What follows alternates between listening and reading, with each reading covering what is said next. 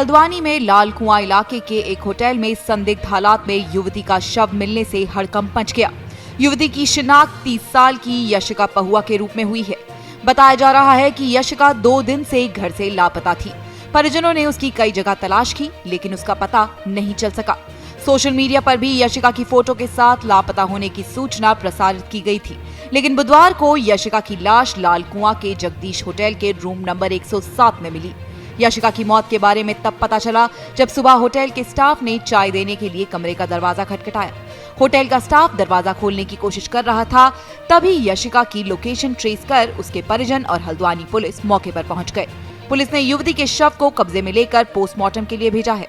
Police Yashika की मौत के कारणों की जांच कर रही है। हल्द्वानी के कमलुआ गांजा रामलीला मैदान में वकील उमेश नैनवाल की हत्या के आरोपी उसके चचेरे भाई को पुलिस ने गिरफ्तार कर लिया है।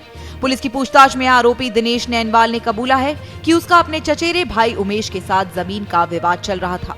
इसी विवाद के चलते उसने इस वारदात को अंजाम दिया। सोमवार देर रात वकील उमेश नैनवाल जब कमलुआ गांजा की रामलीला में अपने बेटे का मंचन देखने आया था, तो उसी दौरान दिनेश ने अपने चचेरे भाई उमेश की गोली मारकर हत्या कर दी थी और फिर फरार हो गया था।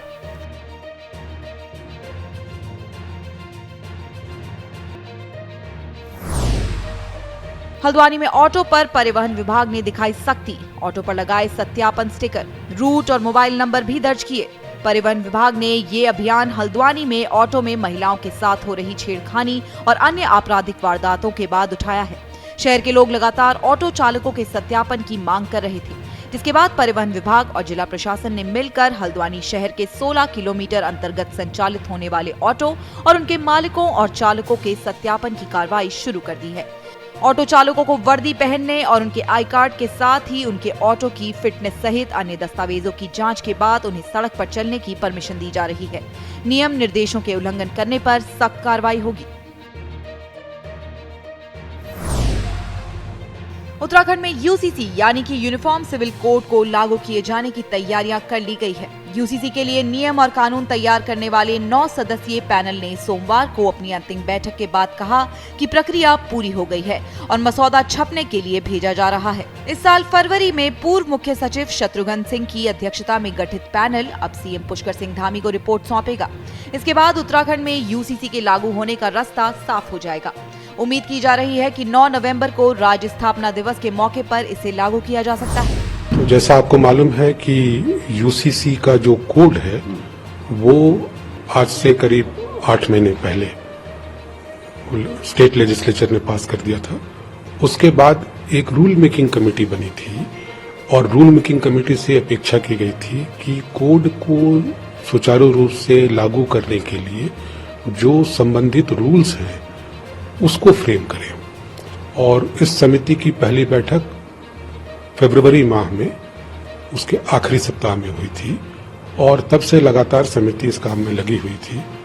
और कल समिति के जो माननीय सदस्य हैं उनके साथ बैठकर रूल को फाइनल रूप दे दिया गया, अर्थात समिति की मुहर उस पर लगा दी गई। अब वो रूल्स प्रिंट होंगे और माननीय मुख्यमंत्री जी को प्रस्तुत किए जाएंगे। 38वें राष्ट्रीय खेल 28 जनवरी से 14 फरवरी 2025 तक उत्तराखंड में होने वाले हैं। 25 अक्टूबर 2024 को प्रस्तावित भारतीय ओलंपिक संघ की आम सभा की बैठक में इसका पूरा कार्यक्रम जारी किया जाएगा। राष्ट्रीय खेलों के साथ ही विंटर नेशनल गेम्स के आयोजन भी उत्तराखंड में किया जाएगा। सीएम धामी ने बुधवार को दिल्ली में भारतीय ओलंपिक संघ की अध्यक्ष पीटी उषा से मुलाकात की। सीएम धामी ने पीटी उषा को बद्रीनाथ और केदारनाथ के दर्शन के लिए भी आमंत्रित किया। सीएम धामी ने कहा कि 38वें राष्ट्रीय खेलों के आयोजन के लिए उत्तराखंड पूरी तरह से तैयार है। राष्ट्रीय खेलों का आयोजन भव्य तरीके से किया जाएगा। बहुत सौभाग्य की बात है कि उत्तराखंड को 38वें राष्ट्रीय खेलों के आयोजन की जिम्मेदारी मिली है और आज मैं ओलंपिक संघ की अध्यक्ष पीटी उषा जी से यहाँ मैंने भेंट करी है। मैं इनका भी बहुत धन्यवाद करता हूँ कि उन्होंने आज हमको पूरी तरह से आश्वस्त भी कर दिया कि 28 जनवरी से 14 फरवरी तक 2025 में इस खेलों के आयोजन की उन्होंने स्वीकृति प्रदान की। बाकी विधिवत रूप से उनकी जो जनरल बॉडी की उनकी यहाँ मीटिंग होगी 25 अक्टूबर को, उसमें इसका शेड्यूल जारी कर दिया जाएगा। हम पूरी तरह से तैयार हैं और हमारा इंफ्रास्ट्रक्चर पहले से ही काफ़ी बन चुका है। केंद्रीय मंत्री अमित शाह 13 अक्टूबर को उत्तराखंड का दौरा करेंगे। रविवार सुबह देहरादून एयरपोर्ट पहुंचकर अमित शाह पहले उत्तरकाशी जिले के वाइब्रेंट विलेज हर्षिल रवाना होंगे। वाइब्रेंट विलेज के कार्यक्रमों और वहां चल रही योजनाओं की जानकारी लेने के साथ ही केंद्रीय अर्धसैनिक बलों के साथ मुलाकात करेंगे। इसके बाद अमित शाह देहरादून आएंगे और FRI संस्थान में नए कानून और साइबर क्राइम की चुनौतियों पर चर्चा करेंगे।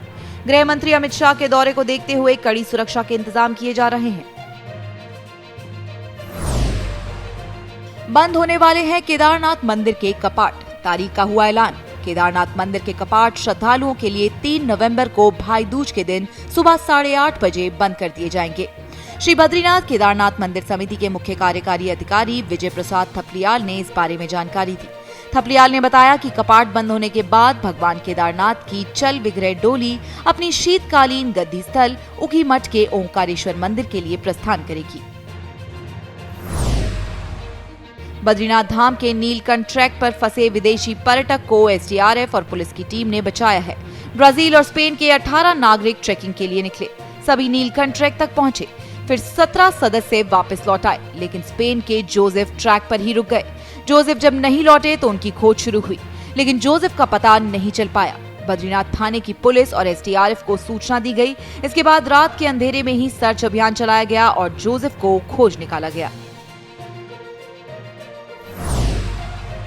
मसूरी में 19 गिरासू भवनों को NGT के निर्देशों के बाद ध्वस्त करने की पालिका प्रशासन ने शुरू की कार्रवाई। नगर पालिका प्रशासन ने सभी 19 गिरासू भवनों के मालिक को 7 दिन का नोटिस दिया है। अगर इन 7 दिनों में मालिकों ने खुद ही भवनों को नहीं गिरवाया तो फिर नगर पालिका की टीम गिरासू भवन को ध्वस्त करेगी। भवनों को गिराने में आने वाला खर्चा भी मालिकों से ही वसूला जाएगा। बता दें कि NGT ने मसूरी क्षेत्र के कुछ हिस्सों में भू धसाव की रिपोर्ट का संज्ञान लेते हुए गिरासू भवनों की तकनीकी जांच के निर्देश दिए थे, जिसके बाद 19 गिरासू भवन चिन्हित किए गए हैं। गढ़वाल कमिश्नर विनय शंकर पांडे और आपदा प्रबंधन सचिव विनोद कुमार सुमन ने ज्योतिर्मठ मूल निवासी स्वाभिमान संगठन और ज्योतिर्मठ बचाओ संघर्ष समिति के पदाधिकारियों के साथ बैठक की। बैठक में दोनों अफसरों ने भरोसा दिया कि नगर की समस्याओं का जल्द समाधान किया जाएगा। गढ़वाल कमिश्नर ने कहा कि 1 हफ्ते के भीतर आपदा पुनर्वास कार्यालय स्थापित किया जाएगा। मौके पर ही उन्होंने आपदा पुनर्वास कार्यालय में एक तहसीलदार, एक रजिस्ट्रार, कानूनगो और 2 इंजीनियरों की तैनाती करने के आदेश दिए। वहीं आपदा प्रबंधन सचिव विनोद कुमार सुमन ने कहा कि ज्योतिर्मठ को 100% सुरक्षित बनाने के लिए पुनर्निर्माण कार्यों की DPR तैयार हो चुकी है। सीवरेज, ड्रेनेज और नाली निर्माण कार्य पूरे होने पर ज्योतिर्मठ पूरी तरह से सुरक्षित बनाया जाएगा।